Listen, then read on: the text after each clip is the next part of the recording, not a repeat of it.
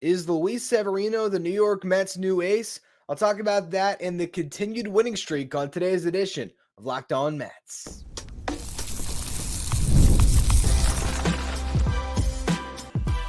You are Locked On Mets, your daily New York Mets podcast. Part of the Locked On Podcast Network, your team every day. Hello to all you amazing Mets fans. You're watching Locked On Mets, part of the Locked On Podcast Network, your team every day.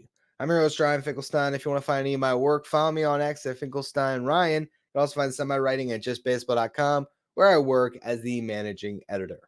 Today's episode is brought to you by Monopoly Go.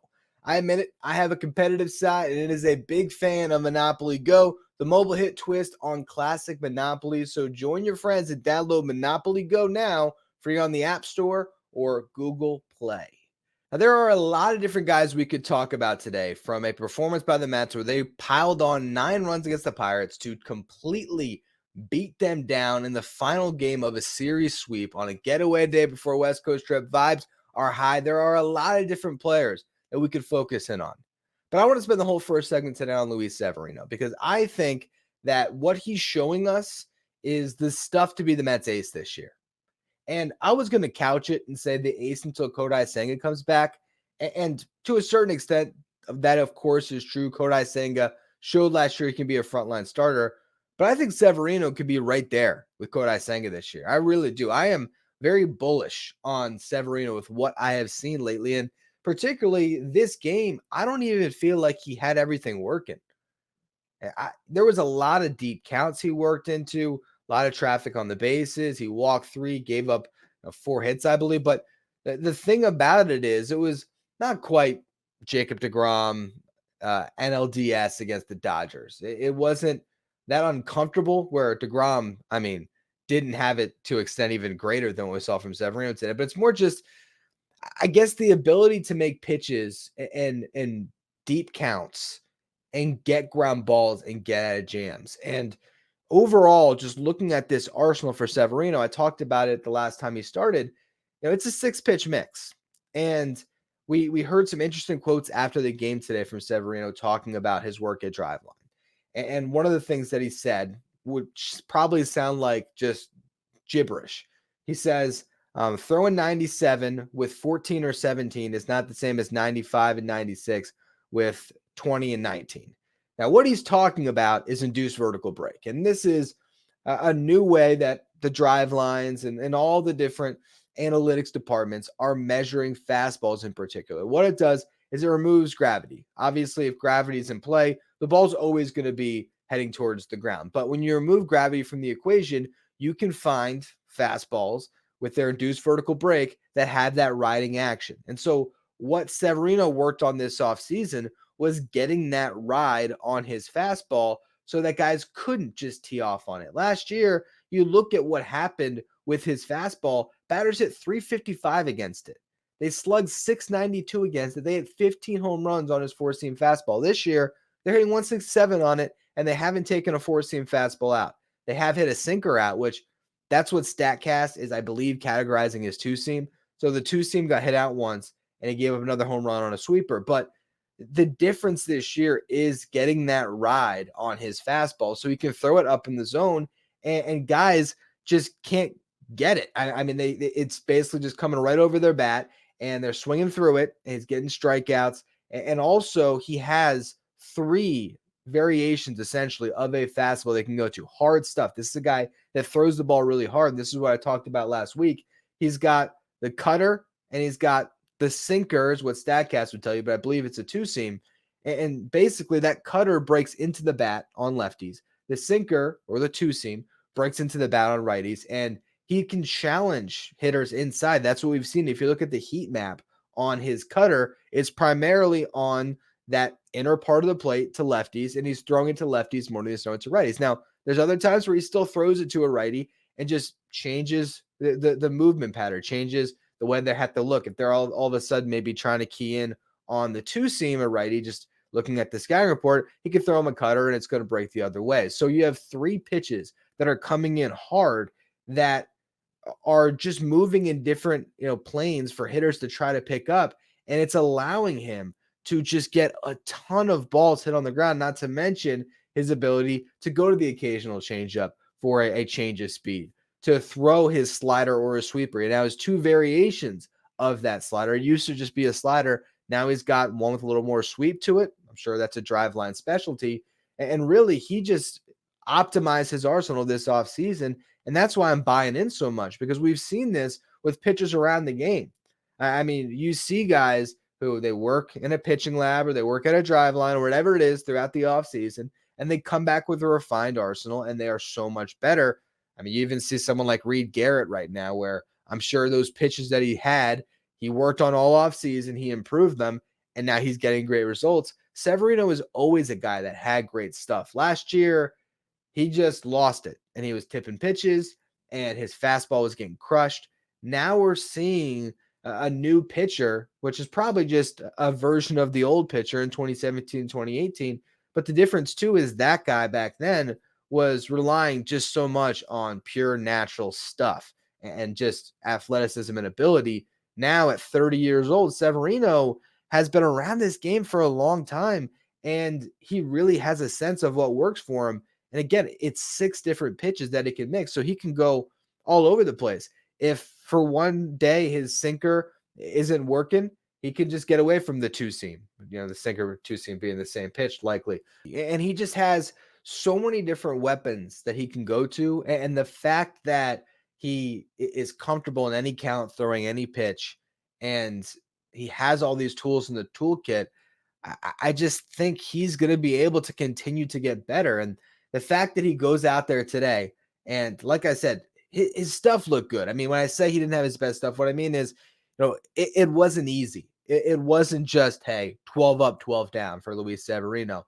Each inning, it was a little bit of a grind. There was traffic on the bases. He had to work around things. And credit to the Mets defense behind him for playing exceptionally. I mean, the play that jumps out just when I say that is the double play that Jeff McNeil turned, where a ball got on him quick. I think it was O'Neal Cruz that hit it. And he stayed in front of it, popped out of his glove. He caught it, turned third to Lindor. Lindor makes the return throw. O'Neal Cruz, not running great out of the box, but just a complete defense behind him and being able to just continue to get guys to hammer the ball into the ground, and knowing that he's got the infield defense that can get him out of jams. And you see it in this game. To get 3 double play balls, he got a ton of outs without ever seeing a ball get up in the air. Only 3 outs that were in the air in this game. So when you do that, what's going to happen? You're not giving up home run balls, and that's what killed this guy last year. So I'm really buying into what I've seen here from Severino. I think he has a chance to be an all-star this year if he keeps this up. And really, I could see him still being the Mets ace when Kodai Senga comes back, because Senga is going to have to deal with this huge layoff. He's going to have to get back into the mix of things. And, Severino, if he's still throwing like this and he's healthy all year, he's going to be the guy that will have taken the ball every 5th day throughout, and who will be stretched out and able to give the Mets innings. Maybe Severino can get up to 180 innings this year. I never thought that would happen, but he looks like right now, if you had to pick a starter in this rotation that's going to be a horse for them, I'm buying that Severino stock more than Sean Manaea, more than, Quintana, potentially when Senga comes back even. I just think because he's healthy, because he is at this age where I think the maturation has got to a point where he knows what he has, and he just spent an offseason learning even more about what he has with Driveline and optimizing it. I think the sky's the limit for Luis Severino. I'm not saying he's going to win a Cy Young, but I think he's going to be a really quality frontline starter for the Mets this year. And it was desperately needed, because without him, I mean, you're looking pretty empty atop that rotation. So a really great development to see him have a performance like this. And I only think it's going to be better. I still think there's going to be a start at some point here where Severino is going to turn in, 7 strong innings and rack up, double-digit strikeouts. He has that in him, and we still haven't quite seen that yet. So there's another level he can get to, even beyond what we saw today. But you'll take what he did today 10 times out of 10. So I want to now look at the offense because the offense was great. It feels a little dismissive to not talk about this offense in the first segment when they put up 9 runs. So we'll get to that and also Carlos Mendoza's impact in just a minute. First, though, today's episode is brought to you by Policygenius. You never know what can happen in life. That is why it's always best to be prepared. Make sure your family is always taken care of. This is why everyone should have life insurance, but sometimes finding the right policy is not easy and it can be really time consuming and even overwhelming. This is where Policygenius comes in. Policygenius is the country's leading online insurance marketplace that will save you time and money so you can provide your family with a financial safety net. Policygenius, you can find life insurance policies that start at $292 per year for $1 million of coverage. Some options offer same-day approval and avoid unnecessary medical exams. Policygenius gives you unbiased advice from a licensed expert support team. And they have no incentive to recommend one insurer over the other, so you know that you can trust their guidance. Check life insurance off your to-do list in no time with Policygenius. Head to policygenius.com/LockedOnMLB or click the link in the description to get your free life insurance quotes and see how much you could save. That's policygenius.com/LockedOnMLB. Today's episode is also brought to you by Monopoly Go. I'm a competitive person, and my competitive side is loving me some Monopoly Go. I'm sure you've heard of it. It's been downloaded over 150 million times. It's a great twist on Monopoly where you play on not one, but hundreds of Monopoly boards in crazy locations, building up amazing cities that bring you big money. Just like the classic Monopoly, you can charge your friends rent on your iconic properties, but even better, there's a whole ability to rob your friends, go into their vaults, steal their riches for yourself. It's a really fun game, and the leaderboards show you exactly who the biggest Monopoly tycoons are out there. And also, you have time tournaments where you can earn huge rewards as well. So get in the game with your friends. Download Monopoly Go now, free on the App Store or Google Play. The Mets offense continues to click on all cylinders, and it all started in today's game with Starling Marte, who had a 2-run homer against a lefty. He has been crushing left-handed pitching. That has not changed at all in this one. I think he's batting over 500 against lefties last time I checked. I think he only got 2 bats against Bailey Falter today, so he was 1 for 2. There you go, still over 500. But it's just been an amazing run from Marte. He looks so comfortable in the box. He's healthy, it's clear. And so having him in that 2-hole really lengthens everything else out. And all 9 guys in the starting lineup today got on base. Everyone but Pete Alonso and Zach Short got a hit. Alonso drew 2 walks, Short drew 1. And Alonso scored twice. And one of those times was in the 6th inning. Francisco Lindor got a leadoff single. Alonso had one of his 2 walks. Then Pete Alonso ended up bunting the runners over. Francisco Alvarez popped out. So you had 2 runners on, 2 outs. The Mets were sitting with a 2-1 lead, and you thought, all right, if that's what it's going to be, that's fine. They can hold on to a tight game, but that wasn't what they had to do because Tyrone Taylor got a base hit. He's now hitting .341 on the season with 10 RBIs in 45 plate appearances. Ridiculous production from a 4th outfielder. And then Harrison Bader jumps all over a cutter up in the zone to score himself and Taylor. All of a sudden, the Mets are up 6-1. And what I loved about that home run from Bader, other than the fact that it was a bomb and he hit it out in a hurry on the left field line, but it was the fact that as he came into the dugout, Carlos Mendoza was as fired up as you'll see Pete Alonso with his Diesel brother, banging forearms. Here's Mendoza giving Bader a huge high five, roaring with him. And that energy that Mendoza has brought to this Mets team, I think it's been infectious. Early in the season, when the Mets were struggling, they lost their first 5 games. Mendoza looked unsure of himself. The team was just not clicking at all, and they just looked uncomfortable. And now they've found their stride, and they're just playing baseball, and they're going about their daily routine. Everyone is having fun in that clubhouse. You can see it, and winning's fun. I mean, I defy you to find a team in MLB history that goes 10-3 in 13 games and isn't having fun. It's fun to win baseball games. But what we never saw Buck Showalter do is, give anybody anything more than a little high five or a knuck. He wasn't screaming and yelling, hooting and hollering.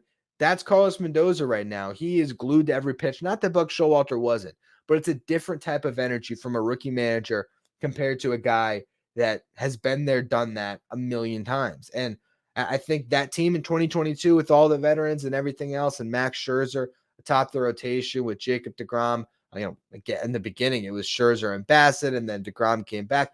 Well, Buck Showalter had a certain level of gravitas, and the Mets needed that coming off of their last experience with the rookie manager, with Luis Rojas. But after the season they had, if they brought Buck back and it was just same old team trying to figure it out, I don't think you have this type of a run here, especially after starting off 0-5. Instead, you have Mendoza, when once they got that first win, they've kept the ball rolling, and he is just so big on getting all these guys ready. And he does a lot of individual communication, which is what David Stearns shared with the media yesterday. And making sure that all these guys are comfortable in their roles. And you're seeing a lot of the success from this Mets team has come from that bottom third of the lineup. It's come from Harrison Bader and Tyrone Taylor or DJ Stewart at times. And now Jeff McNeil's starting to turn a corner. But your star players, Pete Alonso has hit the 6 home runs, so he's got good numbers. But Francisco Lindor, Brandon Nimmo, those guys have not got it going yet. Francisco Alvarez, after a great first week, he's been in a slump. But the lineup is moving without those guys being at their best. And when you're going to get the natural regression from those guys at the bottom of the lineup, I don't think Tyrone Taylor, who, what's he, like a career 220 hitter, I think? I know his career on base percentage is under 300. So he's not a guy that's typically getting on base the way he has this year. When he's going to drop down from hitting 341 to eventually settling down to, I don't know, maybe 250, 260, hopefully Lindor and Nimmo, these guys who are hitting in the low 200s, or for Lindor, even lower than that, they're going to, bring that average up a big chunk, and they're going to be able to carry the lineup when these role guys aren't. But again, there's total buy-in on this team, and that's just a credit to Carlos Mendoza for the way that he's got his guys all pulling the same rope, moving in the same direction. And I really think he has been just a great fit for this club at this time. And the other part about it, too, when it comes to a manager, for one, actually, there's two things I got on Mendoza when it comes to how he's done so far. The first one is the bullpen management. When we aren't noticing things, that's how you know he's managing the bullpen properly. When a manager, I remember Mickey Callaway had just a ton of decisions. It's like, what is he doing out there? Even Rojas at times, we can nitpick. Right now, and again, everything's clicking, the Mets are winning, so it's harder to judge a manager during these times. But what I'd say is, when you're not scratching your head on decisions, he's probably doing the right things most times. And it leads right into my other part of this, which is he is an extension of this front office. He is hired by David Stearns, handpicked. Those guys are, of course, in constant communication, just like Buck Showalter and Billy Epler were. But I think the role of a modern manager, yes, it's of course to go out there and face the media, which is a big part of it, but it's to take the information from the front office and bring it to your guys in that clubhouse and make sure all of them are bought into what that grander plan is. And Mendoza's doing that right now. And I really think that it's a collective effort from this franchise right now that starts at the top with Stearns, filters down to Mendoza to the rest of the team, and it's working for him. So I believe this Mets team can keep this up. Are they going to win at a 700-plus clip all year? Probably not. But can they continue to win series? Can they, when they eventually have the two series in a row they lose, can they bounce back and win the next three? I believe they can. This weekend, though, they're going to have a very tough task. And that is because they're facing off against the Los Angeles Dodgers, who did just lose a series to the Nationals. But we will preview what lies ahead in just a minute. First, though, today's episode is brought to you by PrizePicks. PrizePicks is America's #1 fantasy sports app with more than 3 million members. It is the easiest and most exciting way to get in on the action while you watch your favorite sports and players. You just pick more or less than on 2 or more player stats and watch the winnings roll in. Now, with the baseball season going on, you can pick all your favorite stars from the diamond and add them to your PrizePicks entries, whether it's strikeouts, so maybe like Sean Manaea on Friday for more strikeouts against the Dodgers, RBIs, first inning runs, take your pick more or less then on any of those stats, add them to your PrizePick entry, and you can go across sports. So there'll be a play-in game on Friday. If you want, you can add, let's just say that I think the Heat are in that the play-in game. So let's say you want to go more on Jimmy Butler's rebounds and then more on Sean Manaea strikeouts. You can do that, combine them all in one entry. There's quick withdrawals, easy gameplay, and an enormous selection of players and stat types that you can choose from, which makes PrizePicks the #1 fantasy sports app. PrizePicks also offers weekly promotions and special offers for the biggest moments in sports. Download the app today and use the code LOCKEDONMLB for a first deposit match up to $100. Again, download the PrizePicks app today. Use the code LOCKEDONMLB for a first deposit match up to $100. A little bit of housekeeping before we talk Mets-Dodgers. The Mets got Michael Tonkin back today. They cleaned him off waivers from the Twins, so they loaned him out for a little bit. They get him right on back to bring Tonkin back on the 40. They had to DFA somebody, so Tyler J gets DFA'd. He was the last man added to the 40. Now he's off of it. We'll see if he passes through waivers or if another team puts a claim in. Also, I would imagine, although it's not officially yet, Grant Hartwig likely option down to AAA to make room for Tonkin on the active roster, as he should meet the Mets in Los Angeles. Now, the Tigers have been following around Michael Tonkin apparently because his one appearance with the Twins came against the Tigers, the same team that he gave a bunch of runs to in a Mets uniform that had them put him on waivers. Same thing happened. In his one outing with the Twins, he gave up 2 runs. He did strike out 5 in a couple innings pitched, but then he was right back to DFA'd. So that could be the tough journey for Tonkin throughout the year. The Mets very well could DFA him again, but for now they bring him back, and I get it. I know some fans that would say, man, I mean, he was part of the reason the Mets got off to that 0-5 start, and of course, I do agree with you on that, but at the same time, last year he pitched to a 4.28 ERA at the Braves in 80 innings as a long reliever. The Mets liked him in that role. He was a big piece that they added this offseason that they were excited about. I guess big piece is maybe over exaggerating his value, but again, David Stearns in that front office ID'd Tonkin as a guy that they wanted. So to get him back right now for nothing, it just improves your depth. Michael Tonkin, as much as Tyler J looked good, is a more valuable piece on your 40-man roster right now, the MLB experience that he carries. And so he slides right back in to that long man role at the back of the bullpen. And also you have Reed Garrett now, who's no longer a long man. Yes, he can pitch multiple innings, but he can pitch in leverage. So this just gives you a guy where if Mookie Betts and Freddie Freeman and Shohei Ohtani jump all over Sean Manaea, you got a guy that can go out there and can wear it for you for a little bit, and then maybe he gets DFA'd all over again. But just a little piece of the puzzle here that the Mets have now added back on to the active roster. Now let's get to this series preview. Mets now try to hold on to their 4-game winning streak against a very tough team with the Los Angeles Dodgers. Although a team looks a little bit vulnerable. They've lost their last 2 series, one to the Padres and then a shocking one to the Nationals. They got shut out today by Jake Irvin and Robert Garcia, Hunter Harvey, Kyle Finnegan. But Jake Irvin, 6 scoreless against the Dodgers. Unlikely that the Mets can shut them out in any of these games because 1 through 6 in that Dodgers lineup is ridiculously deadly. You got Mookie Betts, Shohei Ohtani, Freddie Freeman, who hasn't even gotten going yet, and that terrifies me. I'd rather see Freddie Freeman with the 950 OPS we expect because at least it's not a Freddie Freeman that's due to finally get his season on track when he sees the Mets for the first time. Freddie just terrifies me, as he has for, I'm sure, other Mets fans forever. Will Smith, Max Muncy, Teoscar Hernandez, that 1 through 6 could be the best in baseball outside of maybe Atlanta. Every guy in that top 6 has an OPS over 800 except for Freddie Freeman. And Betts and Ohtani are both MVP candidates right now at the way they're playing.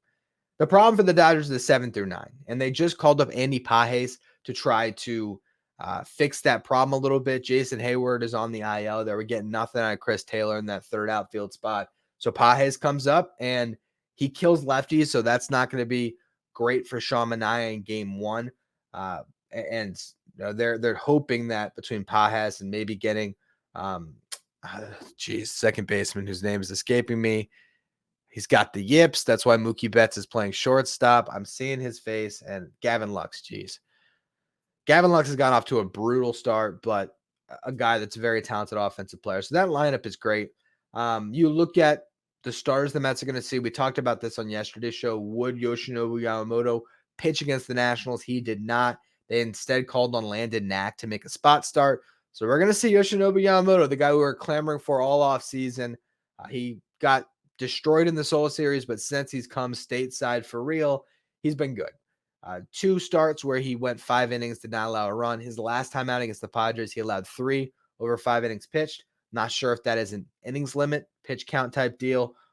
He's just set on only going 5, or if, again, maybe if he's more efficient, he can go deeper into games. But it's going to be fun to watch him, even if it's at the expense of the Mets. It's still just like watching Jared Jones the other night. Good pitching is still exciting, even if it is frustrating when it comes against your team. The Mets bullpen fully rested, so that's a good sign.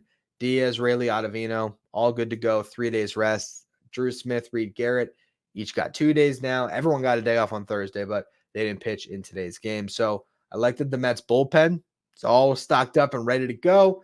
And you look at the starting pitching matchups. I mentioned Yamamoto. That's versus Sean Manaea. I think the Dodgers got an edge there. Game 2, I like the Mets. Jose Budo versus Gavin Stone. Stone has not gotten off to a great start this season, and Budo has. And I'm fascinated to see what Budo does facing the likes of Mookie Betts, Ohtani, Freeman, guys with that level of gravitas. Is he going to go after them? How is he going to fare against them? That ballpark can play small at times, maybe more so in the summer than right now, but still.